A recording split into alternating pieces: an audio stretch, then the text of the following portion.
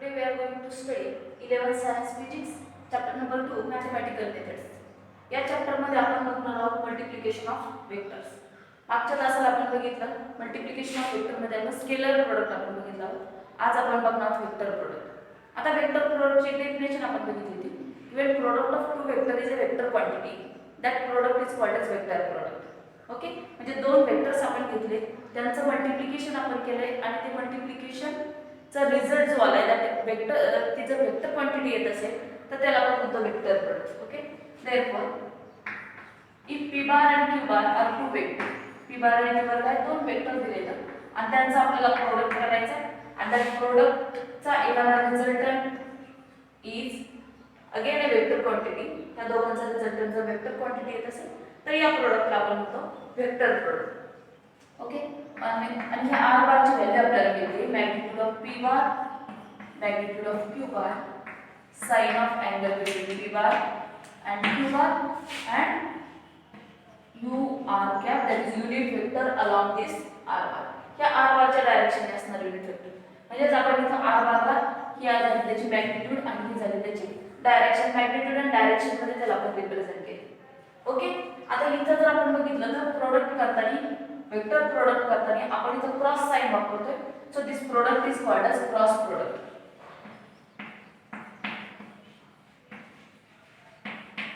या प्रोडक्टला काय म्हटलं जातं? क्रॉस प्रोडक्ट असं सुद्धा आपण म्हणतो. वेक्टर दोन वेक्टरचं मल्टिप्लिकेशन करून मिळणारा रिझल्ट हा वेक्टर क्वांटिटी येत असेल तर त्याला आपण म्हणतो वेक्टर प्रोडक्ट और त्याला म्हणतो क्रॉस प्रोडक्ट. ओके, आता इथं आपल्याला त्याची मॅग्निट्यूड मिळाली आणि त्याची हा मिळाला युनिट वेक्टर अलॉंग दिस r बार. पण हा वेक्टर ऍक्च्युअली वेक्टर कसा मिळतोय तर तो आपण बघणार आहोत. If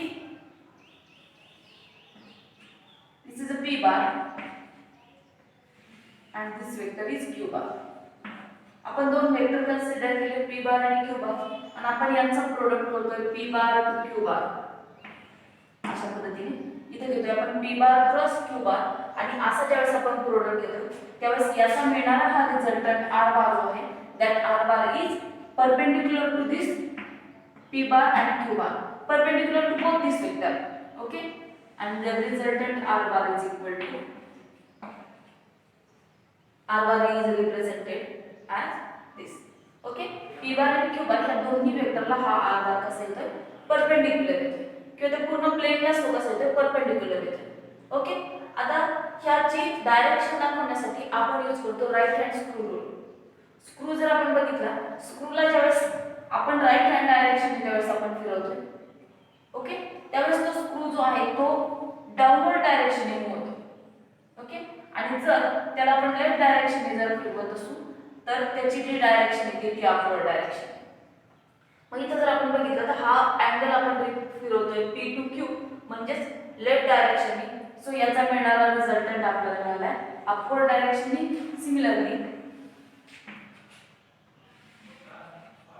I q bar I p bar आपण घेतो वेक्टर q टू p आणि ह्याचा मिळणारा रिझल्टंट आपल्याला मिळतोय in downward direction that is minus r bar. Okay, आणि हा मिळणारा रिझल्टंट हा कसा मिळतोय perpendicular to both the vector p bar and q bar. आता इथे आपण q bar to p bar घेतलंय आणि इथे घेतलंय आपण p bar to q bar. Okay, आता याच्या पुढे आपल्याला बघायचंय कॅरेक्टरिस्टिक ऑफ वेक्टर प्रोडक्ट. त्याची पहिली कॅरेक्टरिस्टिक आपण बघणार आहोत. Commutative law of vector multiplication is not obeyed by this vector product. म्हणजे कम्युटेटिव्ह लॉ जो आहे त्या commutative law is not obeyed. Commutative law not obeyed.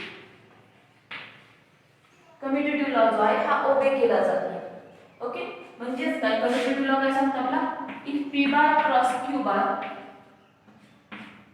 आणि p bar cross q bar आणि q बार क्रॉस p बार हे दोन्ही जर equal असतील तर इज कम्युटेटिव्ह लॉ इज ओबे. पण इथं नॉट ओबे आहे म्हणजे काय म्हणतात p bar cross q bar is not equal to p bar cross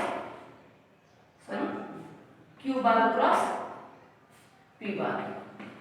okay, p bar cross q bar आणि q bar cross p bar ह्याचं हे दोन्ही इक्वल नाहीये. That means commutative law is not obey.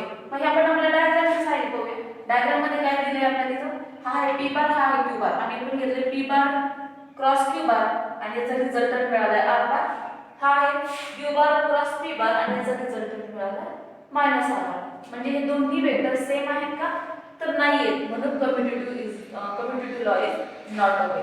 Second is distributive law.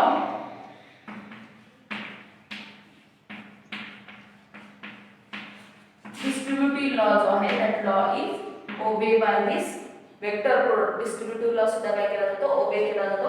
आणि distributive law is if a bar, b bar, c bar are three vector, then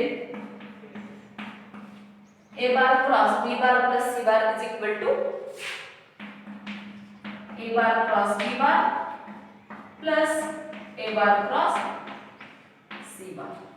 आणि ह्याला आपण म्हणतो that is distributive law of vector product is obey. Okay, next आपल्याला बघायचं आहे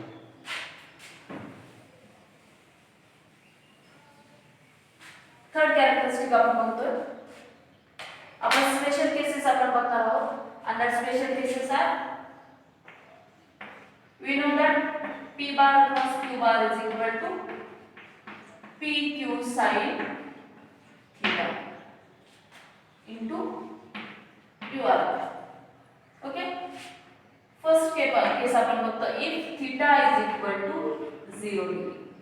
थीटाची value किती दिली आपल्याला? if theta is equal to 0 degree, then this p bar cross q bar is equal to p bar cross q bar जर बघितलं काय मिळतं? p q sin of 0 degree into u r cap आणि sin of 0 degree. sin 0 ची value किती दिली? 0. so p bar cross q bar is equal to p bar cross q bar is equal to 0. Okay, कारण sin 0 ची value 0 होती. So म्हणजेच काय आपल्याला लक्षात येतंय, हा थीटा 0 आहे म्हणजेच काय that p bar and q bar are parallel. हे दोन्ही वेक्टर्स कसे आहेत?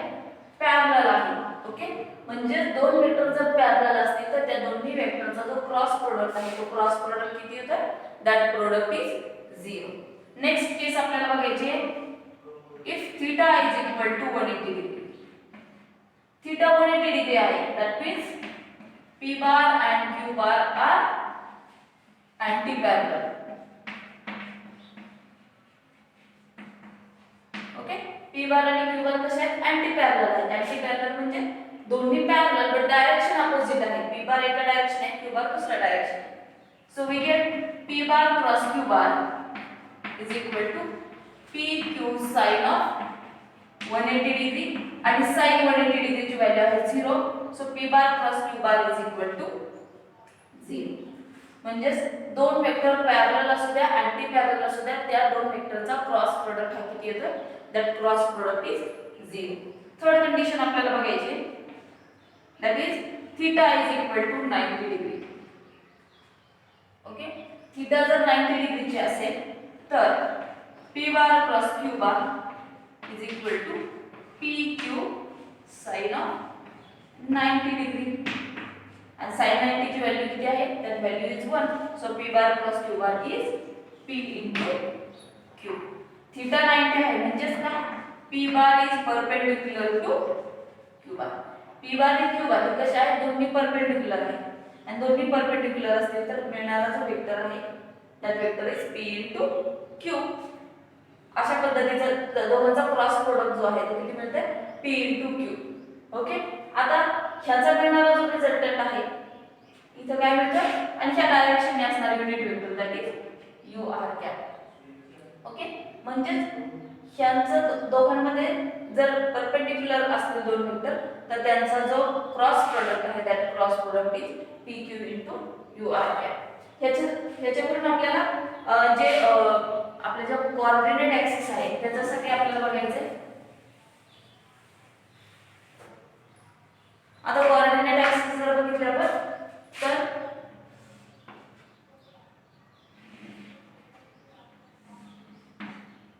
x ऍक्सिस आणि x ऍक्सिस डायरेक्शनने असणारा वेक्टर पाहिजे i कॅप. y ऍक्सिस डायरेक्शनने असणारा vector unit vector that is j cap. and this is z axis unit vector along the z axis is K cap. Okay, मग इथं आपल्याला आपण जर बघितलं तर तीनही वेक्टर कसे आहेत, म्युच्युअली परपेंडिक्युलर आहेत. म्युच्युअली परपेंडिक्युलर असल्यामुळे आय कॅप कुठल्याही एका वेक्टरचं दुसऱ्या वेक्टर सोबत जर आपण क्रॉस प्रोडक्ट घेतलं तर किती, that means I cap cross J cap is equal to I cap cross J cap is, आपण काय घेतोय, आपण घेतोय हे लेफ्ट हँड डायरेक्शन. सो ह्याचा मिळणारा रिझल्ट कसा मिळणार आहे, ह्या दोन्ही वेक्टरला असणारा परपेंडिक्युलर वेक्टर, आणि ह्या दोन्ही वेक्टरला परपेंडिक्युलर वेक्टर कुठला आहे तर आय कॅप आणि जे कॅपला परपेंडिक्युलर असणारा vector is K cap. So I cap cross J cap is equal to K cap. Okay, नंतर J cap cross K cap is equal to J cap आणि K cap ह्या दोन्ही वेक्टरला perpendicular असणारा vector that is I cap, and third one is k cap cross I cap is equal to k cap आणि I cap या दोन्ही वेक्टरला आणि त्या प्लेनला परपेंडिक्युलर असणारा vector, that vector is j cap. Okay, तर हे झालं आपण लेफ्ट हँड डायरेक्शन आपण स्क्रूला जर फिरवलं, इफ हा स्क्रू जर आपण फिरवत असो राईट हँड डायरेक्शनने, तर आपल्याला मिळेल पहिला क्रॉस प्रोडक्ट मिळेल I cap cross K cap, आणि I cap cross K cap जर आपण बघितलं तर ह्याचा मिळणारा जो रिझल्टंट जो आहे तो मिळतोय या दोन्हीला परपेंडिक्युलर आणि त्याची डायरेक्शन असते डाऊनवर्ड डायरेक्शन, आणि डाऊनवर्ड डायरेक्शन असणारा वेक्टर जो आहे तो कुठला आहे मायनस वायच्या डायरेक्शनने असणारा मायनस जे कॅप. ओके, नेक्स्ट आपल्याला जे K cap to J cap, K cap cross J cap is equal to K cap cross J cap, आणि ह्या दोन्हीला परपेंडिक्युलर असणारा vector that is negative vector of this I cap that is minus I, and last one is j cap cross I cap is equal to negative vector of z axis that is minus k cap. Okay, तर अशा पद्धतीने जर आपण cross product जर आपण घेतला तर तो क्रॉस प्रोडक्टची व्हॅल्यू आपल्याला अशा पद्धतीने ह्या तीनही वेक्टर म्युच्युअली परपेंडिक्युलर असल्यामुळे अशा पद्धतीने आपल्याला त्या व्हॅल्यू मिळतात. नेक्स्ट आपण बघणार आहोत नेक्स्ट कॅरेक्टरिस्टिक.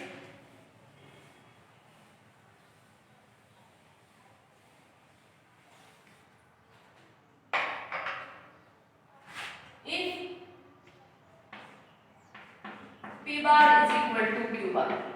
जर P bar आणि Q bar हे जर सिमिलर वेक्टर जर असतील तर आपल्याला मिळेल P bar cross Q bar is equal to P bar cross P bar, आणि P bar cross P bar ची व्हॅल्यू किती मिळणार आहे मॅग्निट्यूड ऑफ P आणि sine of angle between P bar and P bar, that angle is 0.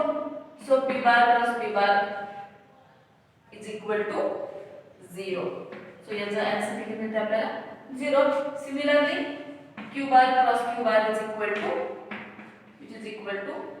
0.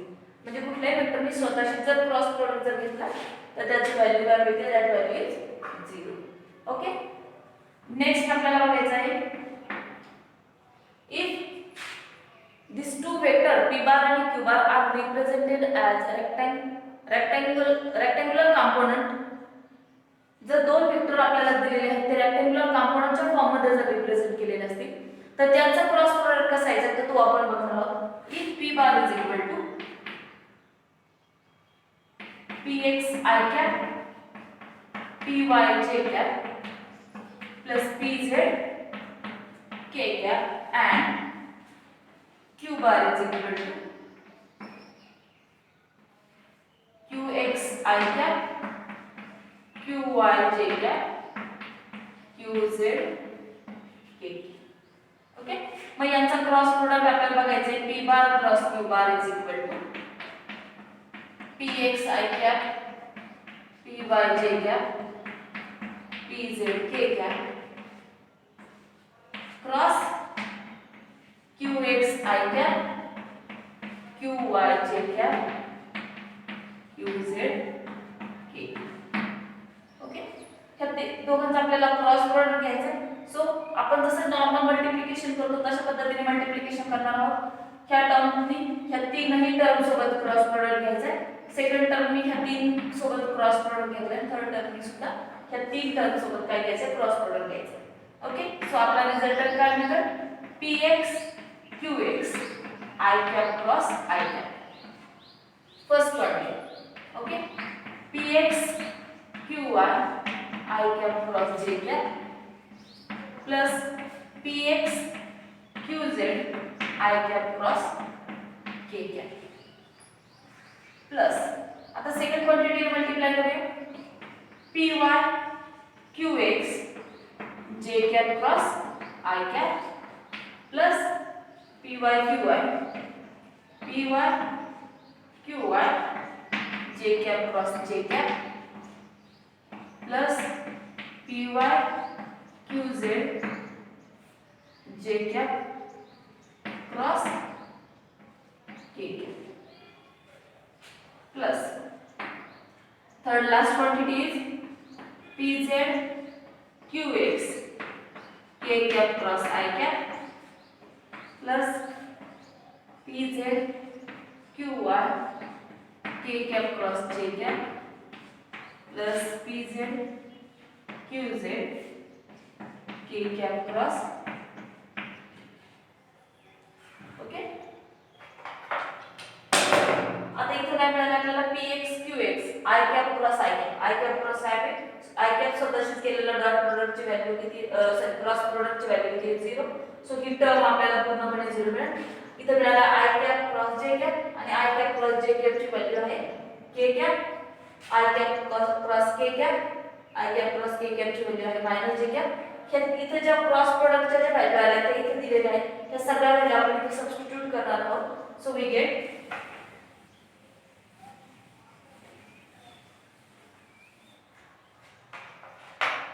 first this value is 0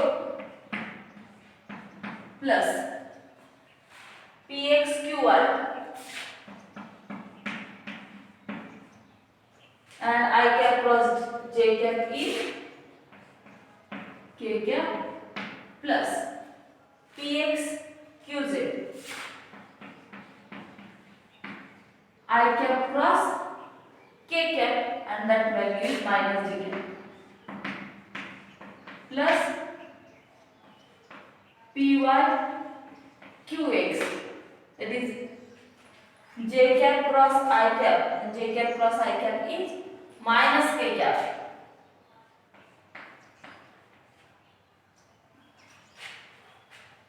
plus next is py qy j cap cross j cap त्याची value मिळते 0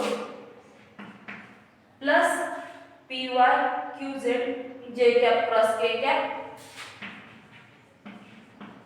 that value is I cap plus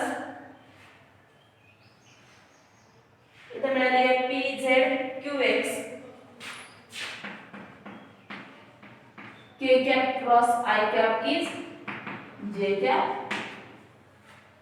Next one pz qy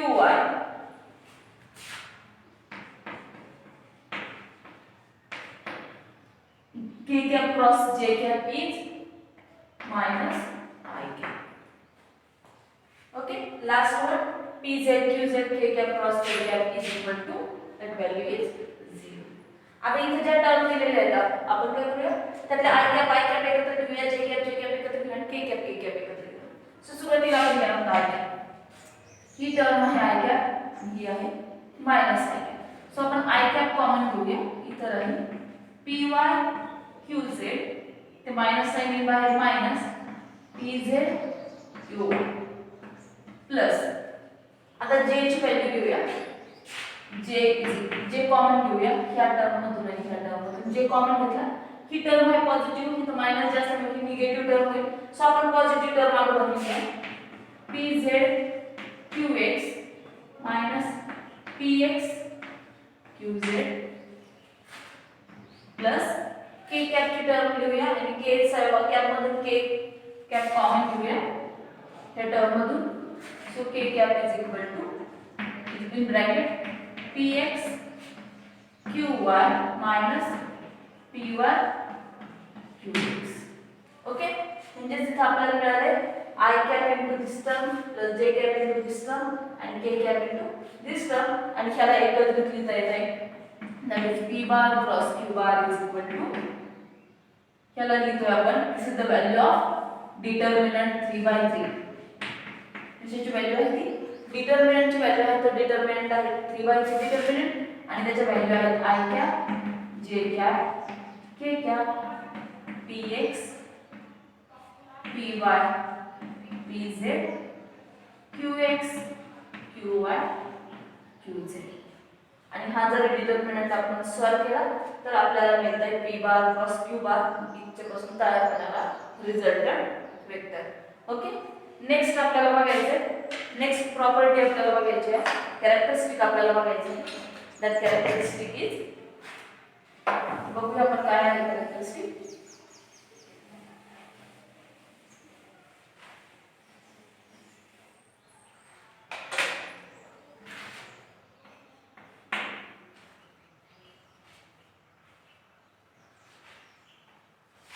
if given two vector is represent the adjacent side of parallelogram जर जे दोन vector आपल्याला दिलेले आहेत p bar आणि q बार हे p बार आणि q बार जर पॅरलोग्रामच्या दोन adjacent साइड जर रिप्रेझेंट करत असतील फॉर एक्झाम्पल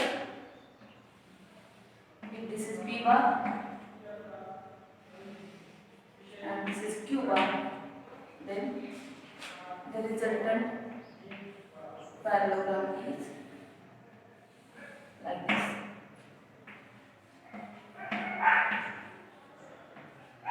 ओके जर दिलेल्या पॅरलोग्रामच्या p बार आणि q बार ह्या जर दोन ऍडजसंट साइड जर असतील तर काय सांगितलं आपल्याला then p bar cross q bar magnitude of p bar cross q bar is represent the area of given parallelogram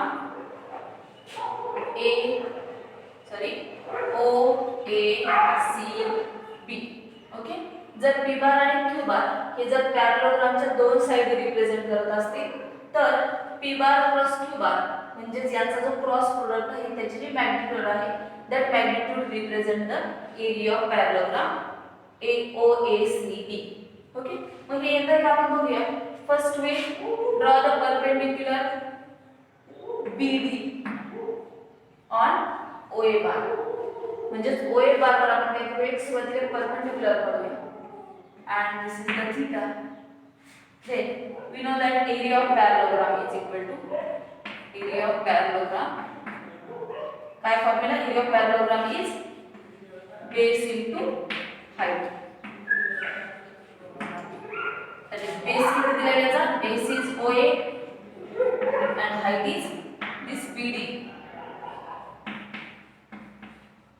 okay आता OA आपल्याला माहिती आहे आपण कॅल्क्युलेट करूया BD ची value BD is height so for calculating BD we consider the sin of theta in the triangle ODB triangle मध्ये आपण consider करूया sin theta therefore sin theta is equal to काय म्हणते opposite side BD upon hypotenuse OB so from this we get BD is equal to OB sin so we get area of parallelogram is equal to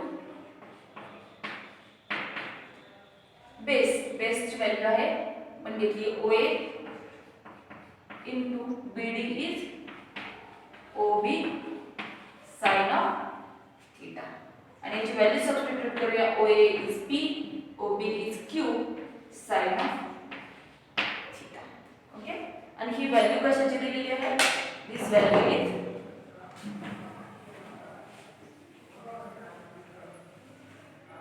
this is the value of p bar cross q bar magnitude of p bar cross q bar therefore area of parallelogram is equal to